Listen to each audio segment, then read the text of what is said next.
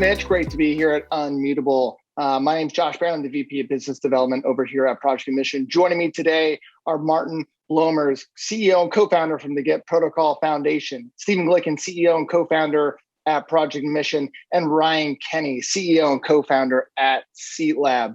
We're going to jump right in here. We only got 20 minutes, a lot to cover. Guys, one of the earliest, most prominent applications for NFTs these last few years was ticketing. And the NFT space has rapidly evolved in that time, right? It's rapidly evolving almost every month. What is your assessment of where NFT-based ticketing is right now? Stephen or Maarten, I'll kick it to you first, Maarten. Yeah, so it's a lot further than it was 6 years ago, I can tell you that. But I don't think we had our Watershed Moment yet. So we've been active in the live music and live performing arts vertical mainly. People who choose for NFT ticketing do it mostly because they can capture the secondary revenue and they have more data. What we notice is that if we approach sporting clubs, they are way more into NFTs because of the engagement and because of the added value. So I'm really bullish on sports clubs at the moment. Another thing, I think that tech is evolving faster than we thought. So 6 years ago, it was just mayhem. So now I think we can sort of be less dependent on central databases, but we're not there yet. So short answer, we didn't have our Watershed Moment yet. Yeah, I agree. I think it's a good time. I think there was a moment, like you said, 5-6 years ago, where there was all the blockchain ticketing platforms that tried to pop out, and then it kind of pulled back. And I think as the NFT part of the world has kind of come to the forefront, I think it's bringing this back around to be something that's viable. I don't think we're there yet. I think there is there's multiple approaches of how this is going to function in the market. There's the end to end, let's take over, let's replace what currently exists. And then there's the kind of a bridge and connection into the existing market. And I think it's still the jury is out in how these are going to play out over the next couple of years. But yeah, sports is definitely leaned into a lot. Music is leaning into it more as a kind of merch item. But we're definitely making strides. It's moving forward. Yeah, I'd agree with that as well, actually. I think in reality, it's only sort of last year that NFTs have actually got sort of mainstream adoption or even any sort of real limelight, really. So I think we're seeing great strides of progress now, but I think it's still very much early days for us all, really. So, yeah.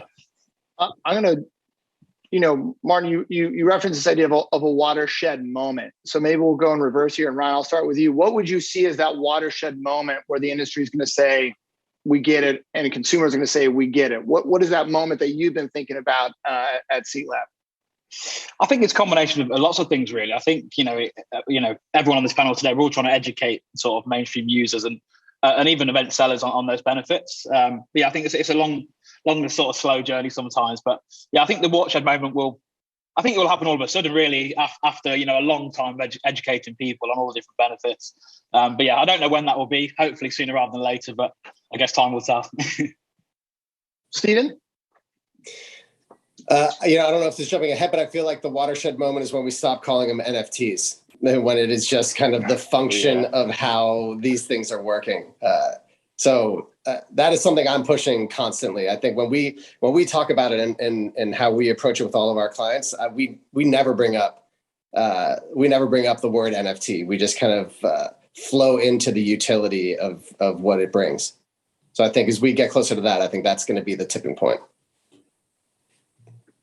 Maarten? So for me, the watershed moment would be quite clear, actually. What we're trying to do is once a creator, like could be a musician or an artist or whatever, pops up totally independently from the large media companies and has success with the Web3 community, I think that will be the watershed moment. Then after that, many will follow. But it could be a long time away, could be around the corner.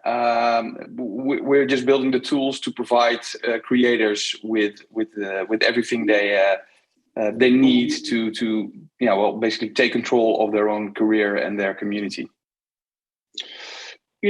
going off of what Steven said, do you think fans are going to notice or care that tickets have become NFTs? Is it just going to become that tech that kind of powers everything they're doing? Or do you think there's going to be more of an awareness that, NFTs are indeed powering the technology behind some of these changes that consumers are engaging with?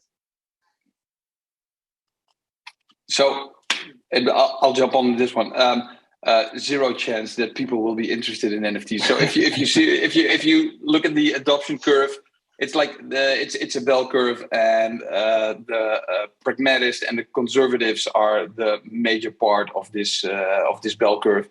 So true adoption will come from those two groups. They couldn't care less about the technique. It's exactly the same as they do not care about the TCP/IP protocol whatsoever. So as long as you reduce friction and you add value, they will come on board. How it's called, nobody cares. I completely agree. Yeah, I think the consumer, it's like I always make this joke that, like, when people go to Amazon to go buy pants, do they care what the code is written in?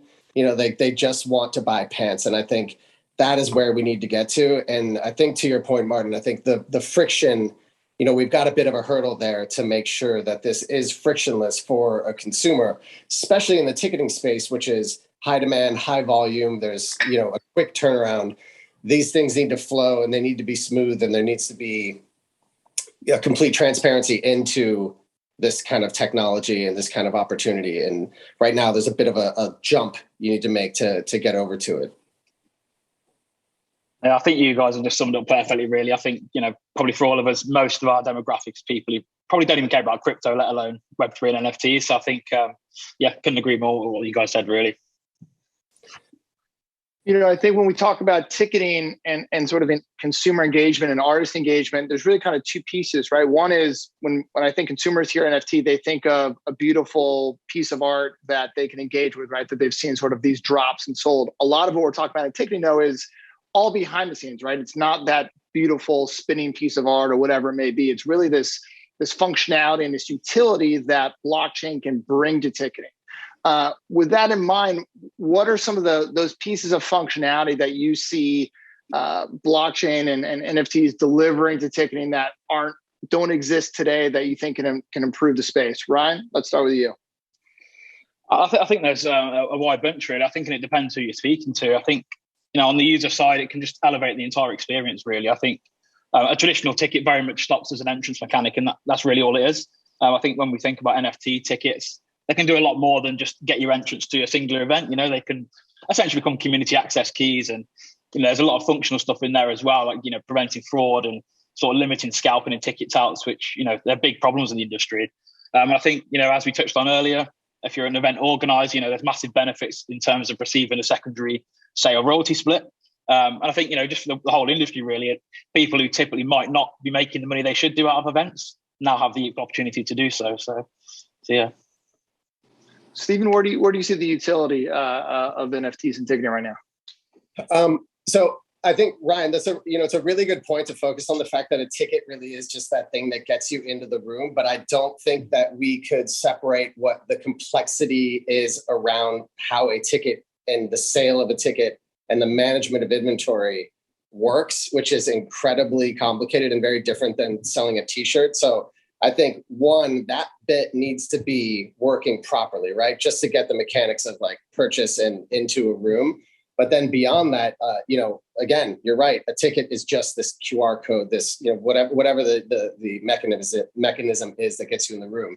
But what this does is allows you the fact that it never goes away, and the fact that it has this like interoperability and this ability to kind of bolt on new opportunities. It's endless, really. I mean, it's whatever narrative we think connects with whatever content is that's connected to this, whether it's music or Broadway or sports. It gives us an opportunity to have this, like, I always talk about it as like this post-event economy where you're connected into the fan, and then you can drop new opportunities off the backside of this thing, and then you can do it years from now. This asset is still there, and then you can bring things back in and funnel. I think that gets me really excited, is this like extension into the live event, this post event. Yeah. So both of those points are very valid. We use it in both these kinds of ways. So it's basically a proof of right to access. So it grants you access. It grants you the possibility to get a collectible at the end of the event.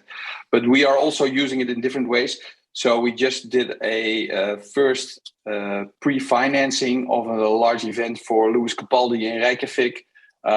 Basically, what we do is we use the NFTs that are to be sold as programmable collateral to pre-finance the promoter to get larger artists on board. And we just successfully concluded one of these cases with Lewis Capaldi. Personally, I think for us there was a watershed moment in the sense that we can really be independent from the larger media companies. So now we can actually pre-finance world stars with the crowd. I think that's a very compelling use case. But again, we are just scratching the surface. I think we have new ideas every 5 minutes at the office. Just don't have the fingers to code them as of yet. Speaking of artists, you just touched upon Maarten and Brian did as well. Traditionally artists have had very little control over how ticketing is done and what they can do with it. How do you see, leaning in on that a little bit more, how do you see NFTs changing that process or empowering artists in ways that they weren't previously able to? Ryan, you want to start, or Maarten? Either one. Yeah, I don't mind. I think control's a big point here, isn't it? I think for the first time ever, you've got programmable tickets. It's and that comes in a lot of shapes and forms, doesn't it? You can have ceiling prices, turning off transfers. It can do a lot, really. And I think, as Maarten said on the last question, I think we're only just scratching the surface of what is possible here. And I think there's, even what we can do today is 100 times more than what we can do with traditional tickets. So yeah, very excited to see what happens in this space, really, with regards to control. Yeah, so personally, I think providing the tools to build your own community, it's very much of the I don't know what the blog is. It's a very famous blog about 1,000 true fans or something like that. I think we are really providing creators with the tools to actually make that happen. Like really own your own community. It's very, very common for existing large primary ticketing sellers not to share their data with the artist or the promoter.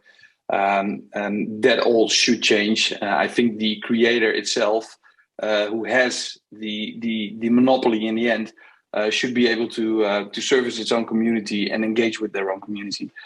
So mainly I think it's in that section of the possibilities where I see the most added value. I think this is the hardest mountain to climb. The practical reality of ticketing is there are a lot of incumbents that are entrenched in the commercial structures that are set up, the logistics and operations that are set up. There's a lot of barriers to how we can bridge that. I think the opportunity, I think nobody disagrees, right, with what this should bring. And I think, it's a complex topic, right? I mean, an artist has all the power, like you said, Maarten, but they also don't know that, nor does their kind of management structure sit in a position to truly allow them to capture that, right? So it's I could go on for hours about this one, but there's a lot of chips that need to fall. We need to find the ways to work through, with, against, at the system to start putting these kind of things in position to be practical and viable, right? I think if we do an end-to-end and we go capture a festival or, things like that, you can have that kind of control, and you've got this closed loop opportunity to be able to create that benefit that we want artists to be able to have.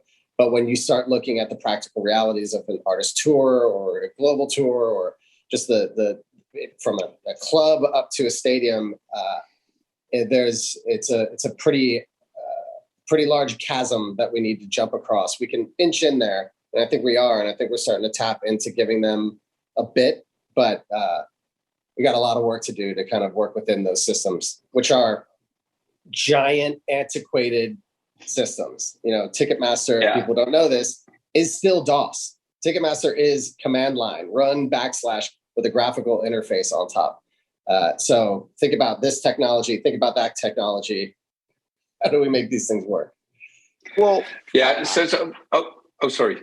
I don't want to. Go ahead, Maarten. So we actually have a go-to-market strategy. So we have our own ticketing company, which is basically just a shopping window. But we also offer our software to like agents abroad. And there we have a go-to-market strategy, which is called Linchi. And that's a Chinese torture method, which means death by 1,000 cuts. And we believe that is the way to basically bring down the behemoth of the ticketing. We need to, like, the entire long tail needs to be onboarded onto this new technique before this old. I think it's Microflex, right? It's called the back end of Ticketmaster. It's like 38 years old.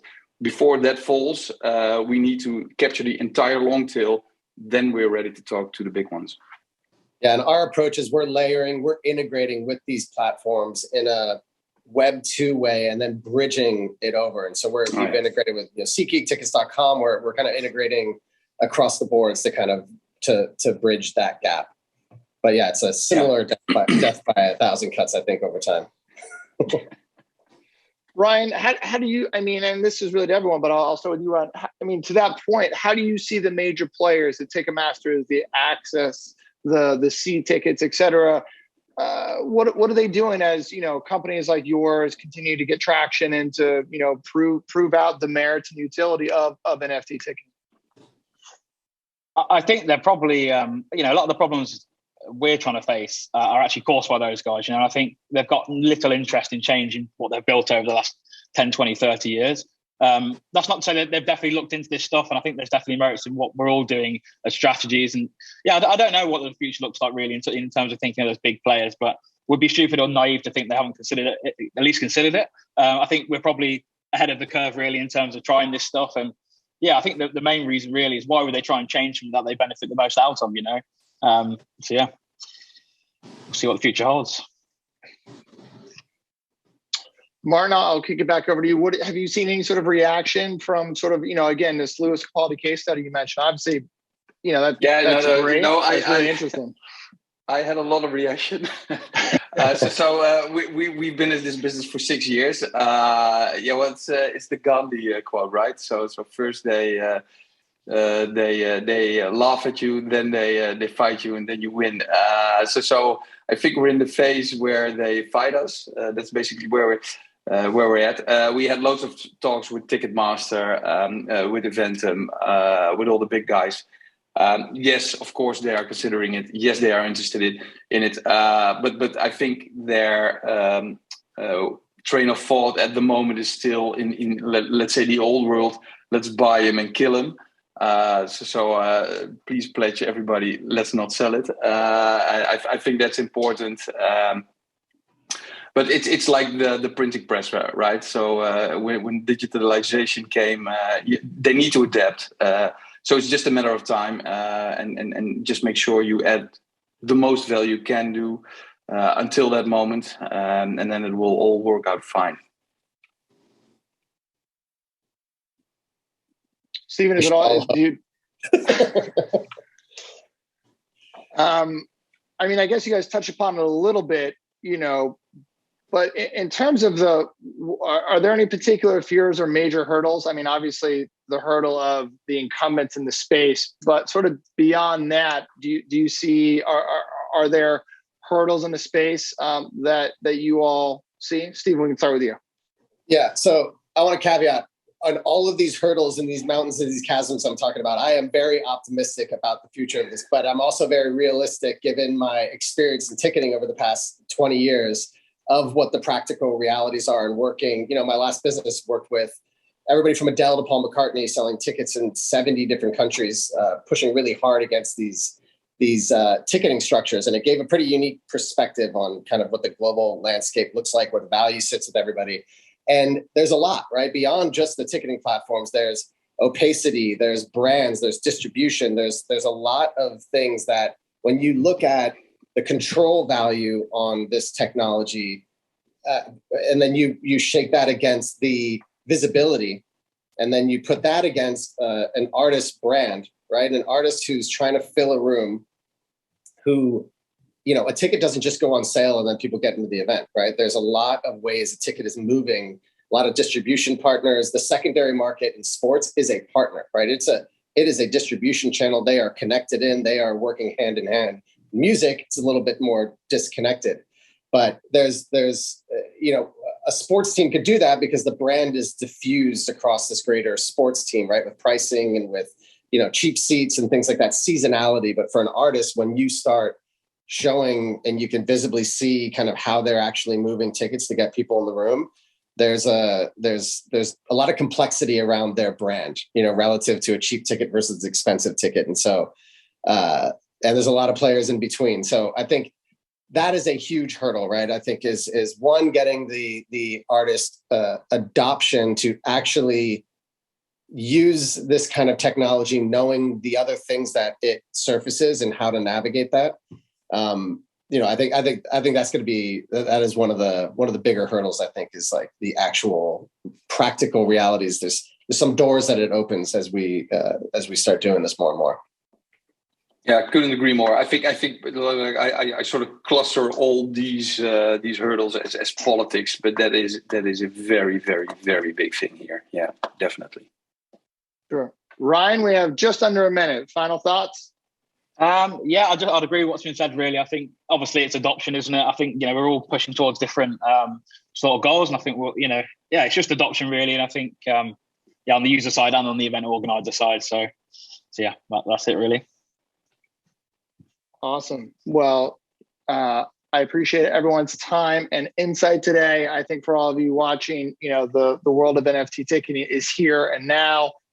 It is alive. It is continuing to get stronger. So please feel free to explore it. Reach out to any and all of these guys for more insight into it, because clearly they know what's going on and they can help point you in the right direction of how to actually use NFTs in ticketing.